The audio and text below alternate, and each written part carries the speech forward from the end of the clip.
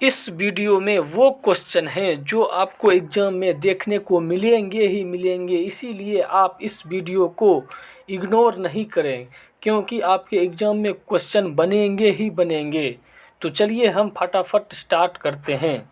इसके पिछले वीडियो में हमने जो है जहाँ से छोड़ा है वहीं से स्टार्ट करते हैं।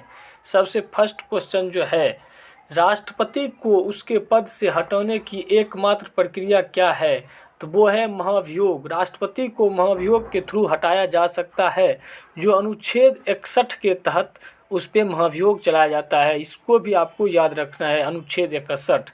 राष्ट्रपति पर महाभियोग लगाने की सूचना दी जाती है, ये 14 दिन पूर्व राष्ट्रपति को ही दिया जाता है। 14 दिन पूर्व राष्ट्रपति पर महाभियोग लगाने की सूचना दी जाती है, 14 दिन पूर्व राष्ट्रपति को ही। राष्ट्रपति और उपराष्ट्रपति का मासिक वेतन कितना होता है?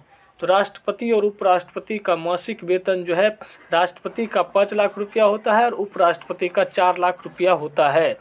राष्ट्रपति, उपराष्ट्रपति और राज्यपाल पद के लिए न्यूनतम आयु क्या चाहिए? देखिए, राष्ट्रपति हो या उपराष्ट्रपति हो या हमारे राज्य में जो राज्यपाल होते हैं वो हो, उन सभी की आयु जो है, न्यूनतम आयु जो है 35 वर्ष होनी चाहिए, तभी जाके वो राष्ट्रपति, उपराष्ट्रपति और किसी राज्य के राज्यपाल हो सकते हैं। लोकसभा भंग करता है। लोकसभा को भंग करने की किसको शक्ति है? तो वो राष्ट्रपति को शक्ति है, जो अनुच्छेद 85 के अंतर्गत है। आप जानते हैं कि संसद के 3 सदन होते हैं, लोकसभा, राज्यसभा और राष्ट्रपति, जिसमें जो है राज्यसभा को कभी भंग नहीं किया जा सकता है, लेकिन लोकसभा को जो भंग कर सकता है वो जो है आपका राष्ट्रपति भंग कर सकता है, अनुच्छेद 85 के तहत। अब है, मृत्यु दंड क्षमा करने का अधिकार है। मृत्यु दंड क्षमा करने का अधिकार किसको है? तो वो राष्ट्रपति को है, अनुच्छेद 72 के अनुसार। अनुच्छेद 72 के अनुसार जो है राष्ट्रपति मृत्यु दंड को क्षमा कर सकते हैं।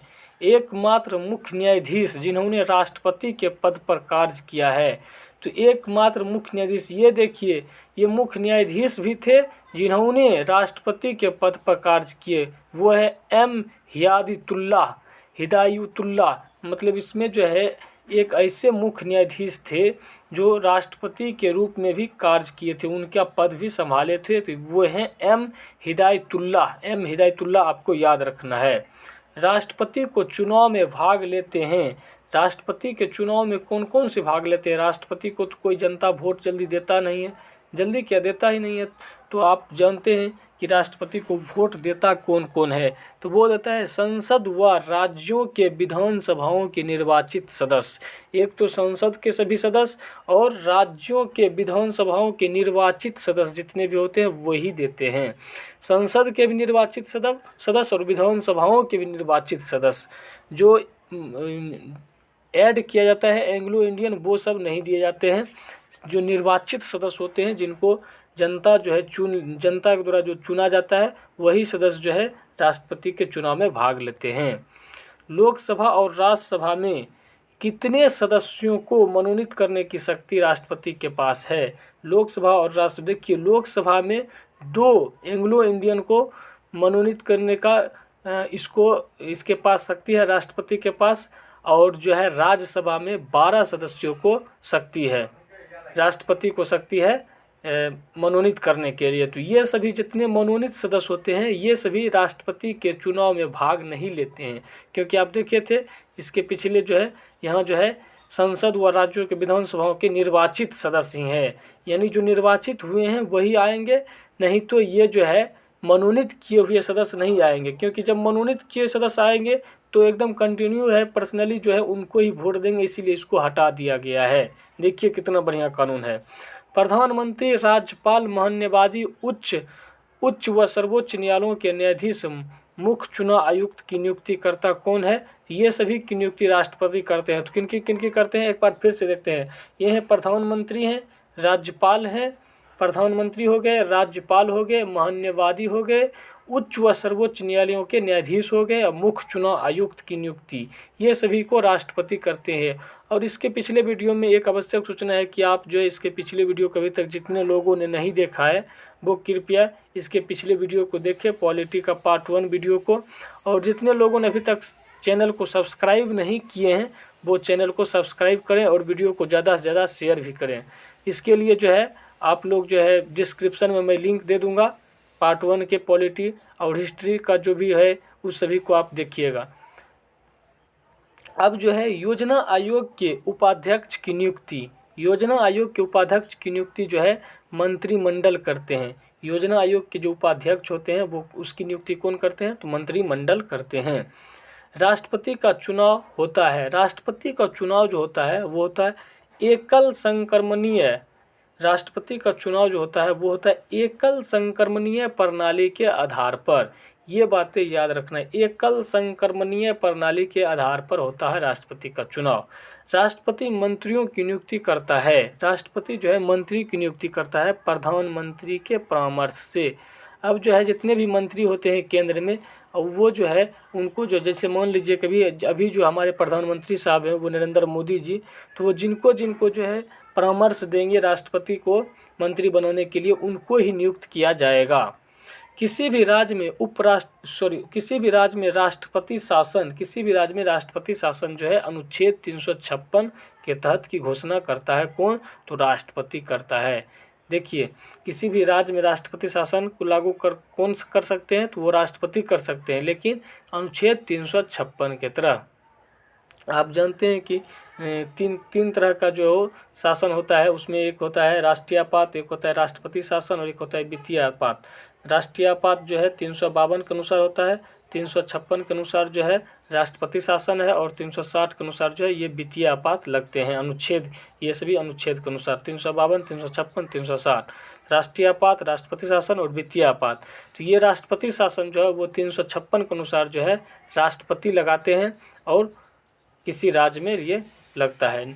निर्विरोध निर्वाचित राष्ट्रपति, देखिए निर्विरोध का मतलब होता है इसका विरोध करने वाले कोई राष्ट्रपति नहीं थे। ये भी क्वेश्चन कई बार एग्जाम में इस ढंग की क्वेश्चन पूछे जाते हैं। इससे पिछले जो क्वेश्चन पढ़े थे, जो सर्वोच्च न्यायालय के जो होते हैं मुख्य न्यायाधीश, वो जो पूछे थे कि जो कौन अभी मतलब सर्वोच्च न्यायालय के न्यायाधीश जो थे जो राष्ट्रपति के पद भी कार्य किए थे, वो भी क्वेश्चन इंपॉर्टेंट है। और ये जो क्वेश्चन अभी है निर्विरोध निर्वाचित राष्ट्रपति जो नीलम संजीव रेड्डी हैं, ये भी बहुत इंपॉर्टेंट है। ये जो है निर्विरोध निर्वाचित राष्ट्रपति हैं, माने इनका विरोध करने वाला कोई नहीं थे, डायरेक्ट ये जीत गए, नीलम संजीव रेड्डी, ये आपको याद रखना है। राष्ट्रपतियों की मृत्यु उसके कार्यकाल के दौरान हुई। अब देखिए वो राष्ट्रपति जिनकी मृत्यु जो है वो अपना कार्यकाल के दौरान ही हो गई, तो वो थे फखरुद्दीन अली अहमद और जाकिर हुसैन। देखिए दो राष्ट्रपति ऐसे हुए जिनकी मृत्यु जो है कार्यकाल के दौरान ही हो गई, तो वो कौन थे, फखरुद्दीन अली अहमद और जाकिर हुसैन। ये दोनों ऐसे राष्ट्रपति हैं जो अपना पोस्ट पे रहते हुए इनका देहांत हो गए थे। अब है प्रथम कार्यवाहक राष्ट्रपति। अब प्रथम कार्यवाहक राष्ट्रपति क्या होता है, कि राष्ट्रपति के किसी कारणवश जो है नहीं रहने से कार्यवाहक के रूप में जो काम करते हैं, तो वो है वीवी गिरी। अब देखिए जो है मान लीजिए प्रथम कार्यवाहक राष्ट्रपति आपको याद करना हो तो याद रखिए कि बीबी गिरी, राष्ट्रपति के नहीं होने से ये बीबी गिरी गिर पड़े थे पहली बार, इसीलिए जो इसको प्रथम कार्यवाहक राष्ट्रपति कहलाए। बीबी गिरी याद करने के लिए सिर्फ बताएं। राष्ट्रपति का चुनाव लड़ने वाली प्रथम महिला उम्मीदवार कौन थी। अब देखिए राष्ट्रपति का चुनाव लड़ने वाली प्रथम महिला उम्मीदवार जो थी वो है कैप्टन लक्ष्मी सहगल। ये भी क्वेश्चन आपको हर हाल में याद रहना चाहिए, क्योंकि ये सभी क्वेश्चन बहुत इंपॉर्टेंट क्वेश्चन है। भारत की प्रथम महिला राष्ट्रपति कौन थी। अब देखिए भारत की प्रथम महिला राष्ट्रपति वो है प्रतिभा पाटिल। इससे पहले जो पढ़े थे वो है राष्ट्रपति का चुनाव लड़ने वाली प्रथम महिला। ये राष्ट्रपति का चुनाव लड़ी होगी प्रथम बार महिला, लेकिन ये जीत नहीं पाया होगी, इसीलिए जो है इनका नाम नहीं आया प्रथम राष्ट्रपति में, महिला राष्ट्रपति में। इसलिए प्रथम महिला राष्ट्रपति कौन है, वो प्रतिभा पाटिल है। ये कैप्टन लक्ष्मी सहगल क्या है, ये राष्ट्रपति की चुनाव लड़ने वाली प्रथम महिला उम्मीदवार थी। अब है दोनों सदनों का अधिवेशन न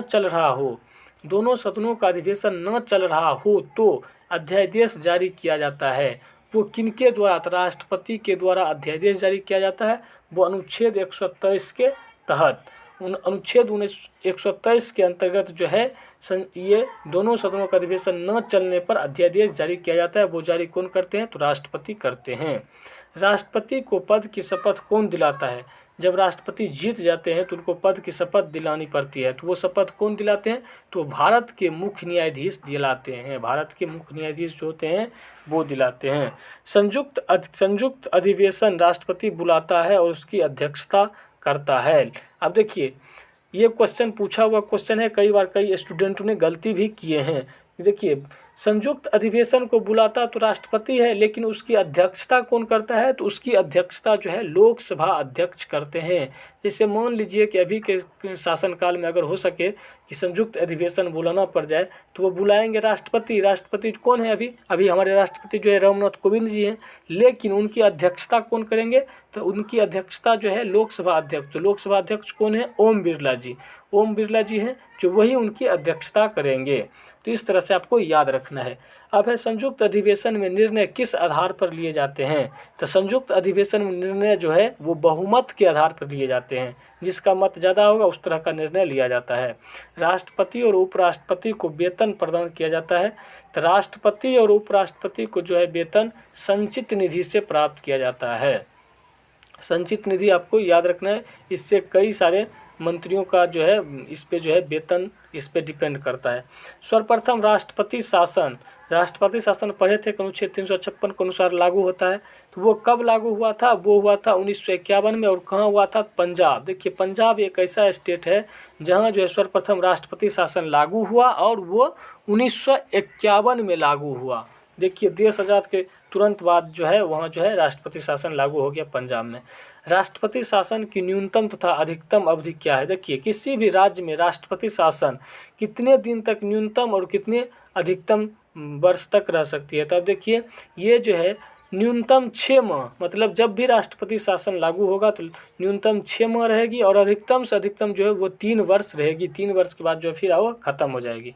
अब है संविधान के किस अनुच्छेद के तहत भारत में एक उपराष्ट्रपति होगा। अब देखिए उपराष्ट्रपति जो पढ़े थे वो संविधान के किस अनुच्छेद के तहत भारत में एक उपराष्ट्रपति होगा। तो एक उपराष्ट्रपति जो अनुच्छेद 63 के अनुसार जो है एक उपराष्ट्रपति होगा। यदि राष्ट्रपति का पद रिक्त हो तो उसका कार्यभार कौन संभालता है। यदि राष्ट्रपति का पद रिक्त हो तो उसका कार्यभार जो है उपराष्ट्रपति संभालता है। अब है राष्ट्रपति तथा उपराष्ट्रपति के चुनाव संबंधी विवादों को निपटाता कौन है। तो राष्ट्रपति और उपराष्ट्रपति का अगर चुनाव में कोई प्रॉब्लम आ रही है तो उस विवाद को निपटाएगा सर्वोच्च न्यायालय, क्योंकि सर्वोच्च न्यायालय ही सर्वोपरि होता है। प्रथम उपराष्ट्रपति कौन थे। प्रथम उपराष्ट्रपति जो डॉक्टर एस राधाकृष्णन जी हैं, डॉक्टर एस राधाकृष्णन। यदि राष्ट्रपति और उपराष्ट्रपति दोनों अनुपस्थित हो तो राष्ट्रपति का कार्यभार कौन संभालेगा। यदि राष्ट्रपति और उपराष्ट्रपति दोनों अनुपस्थित हो तो राष्ट्रपति का कार्यभार जो है वो संभालेंगे सर्वोच्च न्यायालय का मुख्य न्यायाधीश। इसीलिए तो इससे पहले पढ़े थे हिदायतुल्लाह जो कार्यभार संभाले थे, तो वो यही इसी के अनुसार संभाले होंगे कि राष्ट्रपति और उपराष्ट्रपति दोनों अनुपस्थित होंगे तो सर्वोच्च न्यायालय का मुख्य न्यायाधीश जो है कार्यभार संभालेगा। राज्यसभा का अध्यक्ष कौन होता है। देखिए राज्यसभा का अध्यक्ष होता है उपराष्ट्रपति। राज्यसभा का अध्यक्ष होता है उपराष्ट्रपति। लोकसभा का अध्यक्ष जो है बनाए जाते हैं जो अभी जैसे कि ओम बिरला जी हैं, लेकिन राज्यसभा का अध्यक्ष जो होता है वो उपराष्ट्रपति ही राज्यसभा का अध्यक्ष होता है। उपराष्ट्रपति के चुनाव में भाग कौन कौन लेते हैं। तो उपराष्ट्रपति के चुनाव में जो भाग लेते हैं वो है संसद के दोनों सदनों के सभी सदस्य। अब देखिए संसद के दोनों सदनों के सभी सदस्य हैं। यहाँ उपराष्ट्रपति के चुनाव में सभी सदस्य दिया गया है, लेकिन राष्ट्रपति के चुनाव में जो है संसद एवं विधानसभाओं के निर्वाचित सदस्य थे। अब है संविधान के किस अनुच्छेद में प्रधानमंत्री के पद की व्यवस्था की गई है। तो वो है अनुच्छेद 74 यानी 74 के फर्स्ट में। संविधान के किस अनुच्छेद में है प्रधानमंत्री के पद, तो वो है अनुच्छेद 74 का फर्स्ट में। प्रथम प्रधानमंत्री कौन थे। तो प्रथम प्रधानमंत्री पंडित जवाहरलाल नेहरू जी थे। अब जो है प्रथम उप प्रधानमंत्री कौन थे। तो प्रथम उप प्रधानमंत्री जो थे वो थे वल्लभ भाई पटेल। सरदार वल्लभ भाई पटेल जी थे भारत के प्रथम उप प्रधानमंत्री। अब है मंत्रिमंडल और राष्ट्रपति के बीच कड़ी का काम कौन करता है। अब देखिए मंत्रिमंडल और राष्ट्रपति, जैसे मंत्रिमंडल के संवाद को राष्ट्रपति के पद पहुंचाने और लाने का कार्य जो करता है उसी को कड़ी कहते हैं। तो वो कौन सा कड़ी है, प्रधानमंत्री हैं। अब देखिए प्रधानमंत्री क्यों है, क्योंकि प्रधानमंत्री के ही सलाह पर मंत्रिमंडल की नियुक्ति की जाती है। किनके द्वारा, राष्ट्रपति के द्वारा। इसीलिए जो है प्रधानमंत्री होती है उनके बीच की कड़ी हो जाती है। मंत्रिपरिषद का निर्माणकर्ता और संहारकर्ता कौन होता है। अब देखिए निर्माणकर्ता और संहारकर्ता, इसको निर्माण भी मंत्रिमंडल जो बनाया जाता है वो प्रधानमंत्री के विचार से ही बनाया जाता है, और इसको हटाने का भी विचार प्रधानमंत्री ही कर सकते हैं। इसीलिए जो है ये निर्माणकर्ता और संहारकर्ता कहलाते हैं मंत्रिपरिषद का। कौन? तो प्रधानमंत्री। अब है अविश्वास प्रस्ताव द्वारा हटाए जाने वाले प्रथम प्रधानमंत्री कौन है? देखिए, अविश्वास प्रस्ताव द्वारा हटाए जाने वाले प्रथम प्रधानमंत्री जो थे वो विश्वनाथ प्रताप सिंह थे। अविश्वास प्रस्ताव के द्वारा भी हटाए जाते हैं, तो उनमें जो है वो है विश्वनाथ प्रताप सिंह, जो प्रथम प्रधानमंत्री थे जिनको अविश्वास प्रस्ताव के द्वारा हटाए गए थे। प्रथम गैर कांग्रेसी प्रधानमंत्री कौन थे? प्रथम गैर कांग्रेसी थे। पहले देखिए कांग्रेस का चल रहा था तो कांग्रेस वाला ही थे, लेकिन प्रथम बार जो चेंज हुआ था गैर कांग्रेसी थे, तो वो कौन थे? तो मोरारजी देसाई। ये मोरारजी देसाई जो है प्रथम गैर कांग्रेसी प्रधानमंत्री थे। प्रथम पूर्णतः गैर कांग्रेसी प्रधानमंत्री कौन थे? अब देखिए, प्रथम कम्प्लीटली गैर कांग्रेसी थे।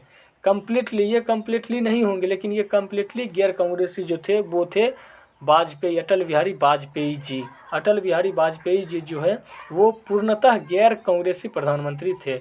अब है यूएनओ में अटल बिहारी वाजपेयी ने पहली बार भाषण दिया था। कब?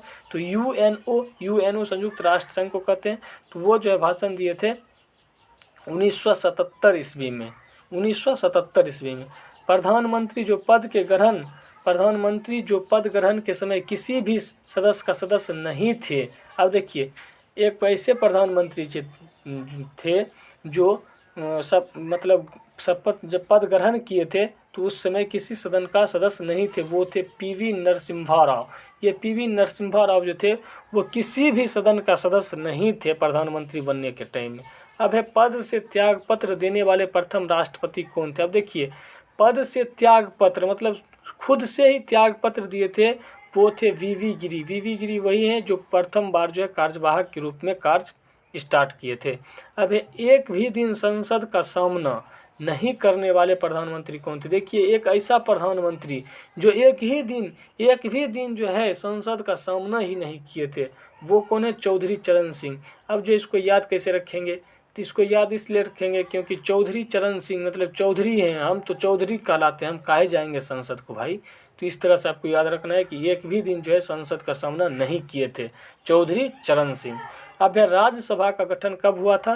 तो 3 अप्रैल 1952 ईस्वी को। 3 अप्रैल के मंथ में 1952 में राज्यसभा का गठन हुआ। लोकसभा का गठन कब हुआ?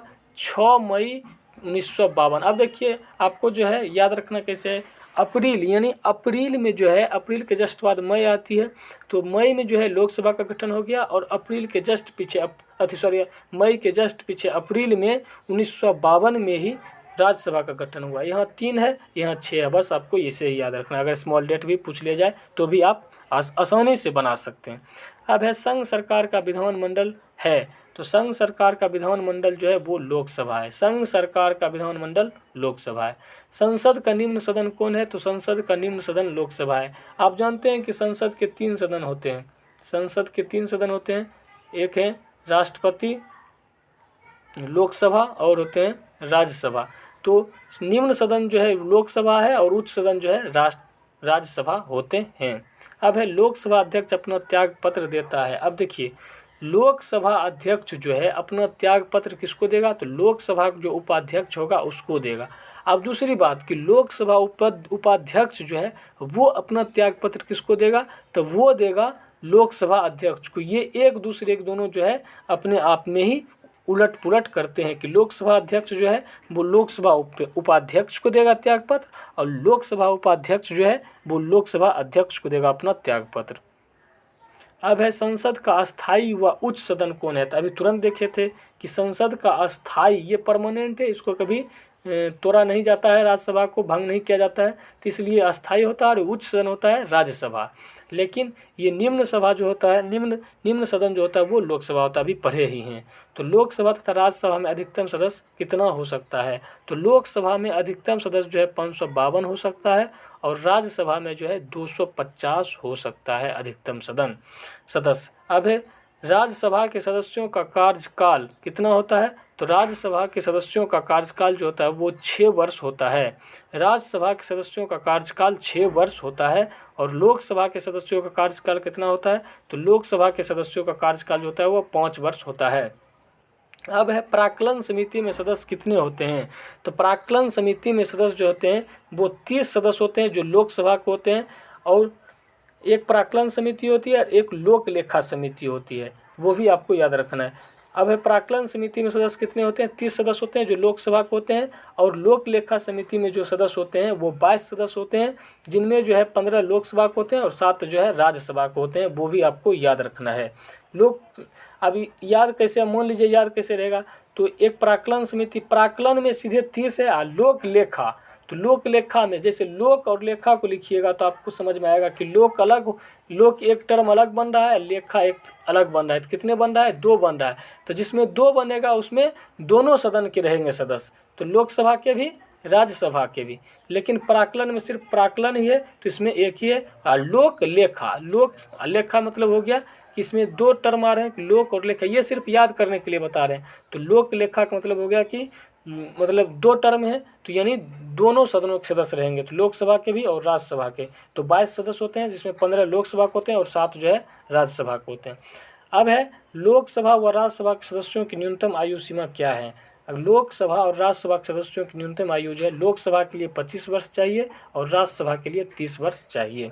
लोकसभा की अवधि बढ़ाई जा सकती है संकट काल की स्थिति में। अब देखिए किसी संकट की स्थिति में तो लोकसभा की अवधि बढ़ाई जा सकती है। जब अब चुनाव होने के मतलब मान लीजिए कि नहीं हो, चुनाव अगर होने में थोड़ा कठिनाई हो, क्योंकि अगर कुछ संकट चल रही हो तो उस टाइम जो है उसकी अवधि जो है बढ़ाई जा सकती है। अब है पहली बार विपक्ष के दल के नेता को मान्यता दी गई। पहली बार जो है विपक्ष के दल के नेता को मान्यता दी गई थी वो 1969 ईस्वी में। 1969 ईस्वी में जो है पहली बार विपक्ष के दल के नेता को मान्यता दी गई। अब है राज्यसभा तथा लोकसभा में प्रथम विपक्षी नेता कौन थे। तो देखिए राज्यसभा में जो प्रथम विपक्षी नेता थे वो थे कमलापति त्रिपाठी, एवं लोकसभा में जो प्रथम विपक्षी नेता थे वो थे राम सुभग सिंह। राम सुभग सिंह जो थे वो प्रथम जो है लोकसभा के विपक्षी नेता थे, और कमलापति त्रिपाठी जो है राज्यसभा के प्रथम विपक्षी नेता थे। अब है संघीय मंत्री परिषद अपने आचरण के लिए उत्तरदायी होता है। अब जो संघीय मंत्री परिषद किसके प्रति उत्तरदायी होता है, तो मंत्री परिषद जो है वो लोकसभा के प्रति उत्तरदायी होती है। ये भी क्वेश्चन एग्जाम में पूछा हुआ बहुत बार क्वेश्चन है कि संघीय मंत्री परिषद किसके प्रति उत्तरदायी होता है, तो वो होता है लोकसभा के प्रति उत्तरदायी।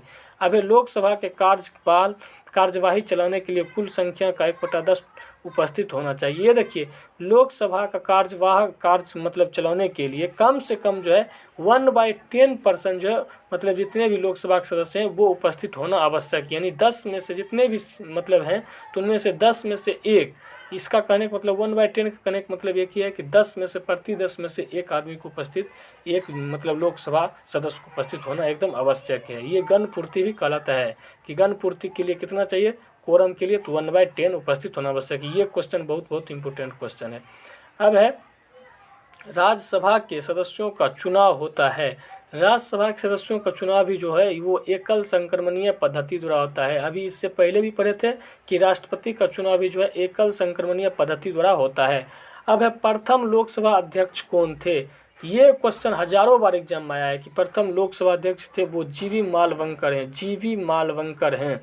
राज्यसभा के कितने सदस्य प्रति 2 वर्ष पश्चात जो है सेवानिवृत्त हो जाते हैं। अब देखिए ये क्वेश्चन भी कई बार आए हुए क्वेश्चन हैं, इन सभी क्वेश्चन को आप छोड़ नहीं सकते हैं कि राज्यसभा के कितने सदस्य प्रति 2 वर्ष में। ये भी याद रखना है कि प्रति 2 वर्ष मतलब 2 वर्ष पश्चात जो है 1/3 सदस्य जो है सेवानिवृत्त हो जाती है। राज्यसभा कभी भंग नहीं होता है, लेकिन प्रति 2 वर्ष पश्चात जो है 1/3 सदस्य जो आपका जो है 1/3 सदस्य मतलब 1/3 सदस्य जो क्या होते हैं वो सेवानिवृत्त हो जाते हैं। अब है राज्यसभा की पहली महिला महासचिव कौन थी। तो राज्यसभा की पहली महिला महासचिव थी वो थी वी.एस. रामा देवी। वी.एस. रामा देवी, ये क्वेश्चन इस बार भी पूछा गया क्वेश्चन है। इस बार जो आपका एग्जाम हुआ उसमें भी क्वेश्चन पूछा गया है कि राज्यसभा की पहली महिला महासचिव कौन थी, तो वी.एस. रामा देवी थी।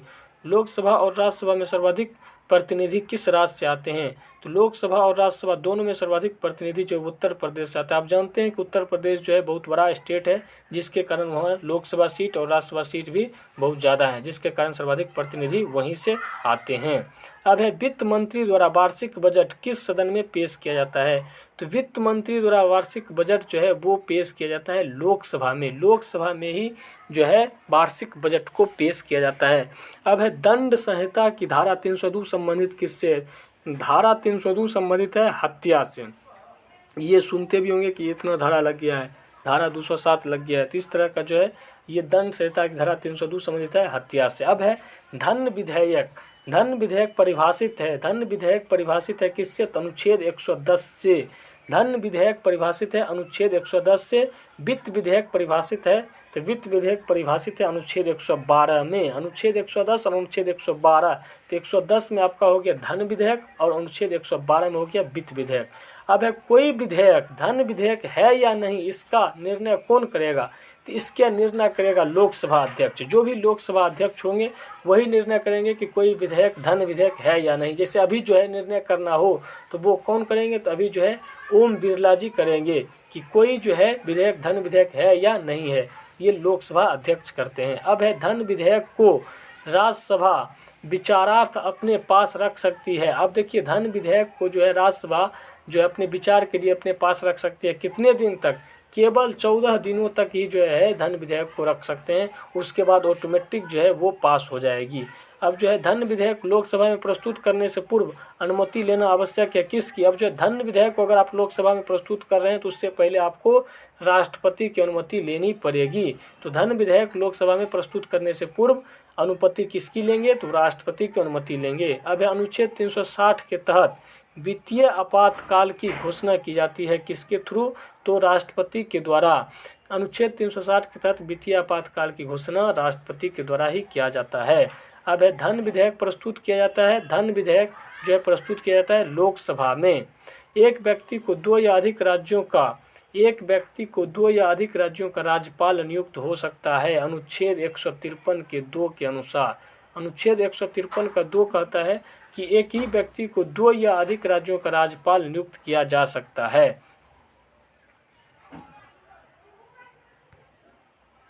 अब है राज्य की शक्ति निहित होती है किसमें? अब जो है राज्य की शक्ति जो निहित होती है वो राज्यपाल में निहित होती है। अब किसी राज्य की शक्ति जो है किसमें निहित होती है? वो राज्यपाल में निहित होती है। अब राज्य कार्यपालिका का प्रधान कौन है? देखिए राज्य कार्यपालिका का प्रधान जो होता है राज्यपाल ही होता है। ये राज्यपाल के नाम से ही सब काम होती हैं।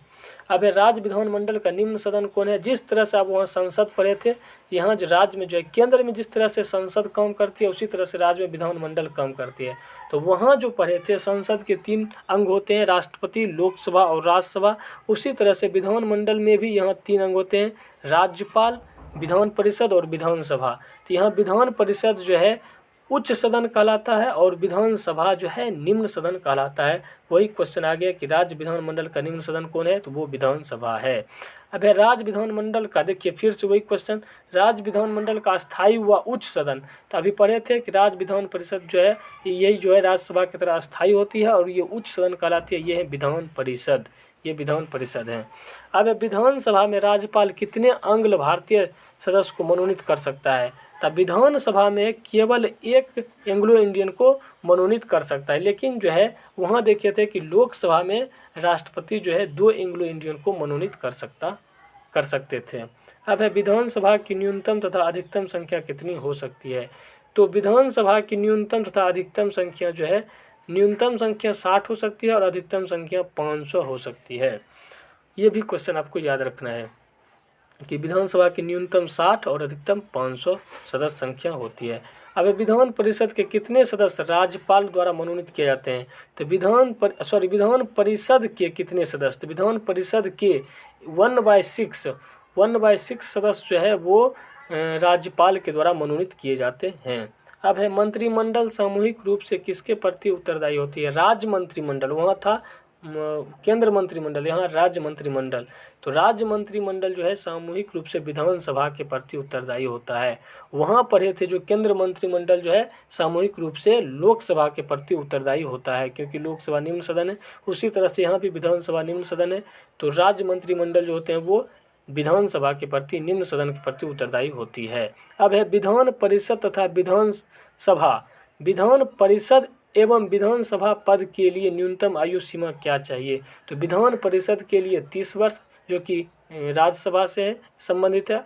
अब विधानसभा की बात कीजिएगा तो विधानसभा में 25 वर्ष, जो कि लोकसभा से संबंधित है, मतलब लोकसभा के जैसा है। अब गवर्नर द्वारा जारी किया गया आदेश मंजूर किया जाता है किसके द्वारा? जो राज्यपाल जो है अध्यादेश मतलब जारी करते हैं उसको मंजूर किया जाता है किसके द्वारा? तो विधानमंडल द्वारा मंजूर किया जाता है। विधानसभा के 2 सत्रों के बीच का अंतराल होता कितना है? 6 माह, मतलब हर 6 माह में जो है एक बार विधानसभा लगेगी, वहाँ चलेगी। अब है प्रत्येक राज्य के लिए एक विधानमंडल की व्यवस्था की गई है किस अनुच्छेद में? तो अनुच्छेद 170 के अनुसार, यानी प्रत्येक राज्य के लिए एक विधानमंडल की व्यवस्था की गई है तो अनुच्छेद 170 के अंतर्गत। अब है राज्य मंत्री परिषद का प्रधान कौन होता है? तो राज्य मंत्री परिषद का प्रधान होता है वो मुख्यमंत्री होता है। जिस तरह से वहाँ पढ़े थे कि केंद्र मंत्री परिषद का प्रधान कौन होता है? प्रधानमंत्री होता है। तो उसी तरह से राज्य मंत्री परिषद का प्रधान जो होता है वो मुख्यमंत्री होता है। अब है लघु संविधान कहा जाता है किसको? तो लघु संविधान जो है 42वां संविधान संशोधन जो 1976 में हुए थे, इसको जो है लघु संविधान कहा जाता है। मिनी कॉन्स्टिट्यूशन, यानी लघु संविधान जो है 42वां संविधान संशोधन 1976 में जो हुआ था उसी को कहा जाता है, क्योंकि 42वां संविधान संशोधन में कई सारे शब्द जो है, मतलब 3 शब्द जोड़े गए थे, कई सारे क्या 3 शब्द जो है आपके संविधान में जोड़े गए थे। इस तरह से इसको लघु संविधान कहा जाता है। समाजवादी, पंथ निरपेक्ष और अखंडता शब्द को 42वां संविधान संशोधन 1976 के द्वारा जोड़ा गया था। अब है संसद का सदस्य नहीं होने पर कोई मंत्री अपने पद पर बना रहता है। मान लीजिए कि संसद का कोई सदस्य नहीं है लेकिन मंत्री अपने पद पर कितने दिन तक बना रहेगा? तो वो है 6 माह। 6 माह तक जो है वो अपने पद पर बना रहेगा। तो चलिए इस तरह से हमारा ये वीडियो ख़त्म होती है। आप जो इसको बार बार रिवीजन करें ताकि क्योंकि ये बहुत इंपॉर्टेंट क्वेश्चन है। और जितने लोगों ने हमारे चैनल को सब्सक्राइब नहीं किया है क्योंकि वो चैनल को सब्सक्राइब कर लें। और जो है अब इससे पहले जितने भी वीडियो मैंने बनाया है उसका लिंक मैं डिस्क्रिप्शन में दे दूँगा ताकि आप लोग उससे भी रिविज़न कर लें। चलिए धन्यवाद। ज़्यादा से ज़्यादा और वीडियो को आप लोग शेयर भी कीजिए ताकि सभी लोगों के बीच पहुँचे, सभी का रिवीजन हो। चलिए धन्यवाद।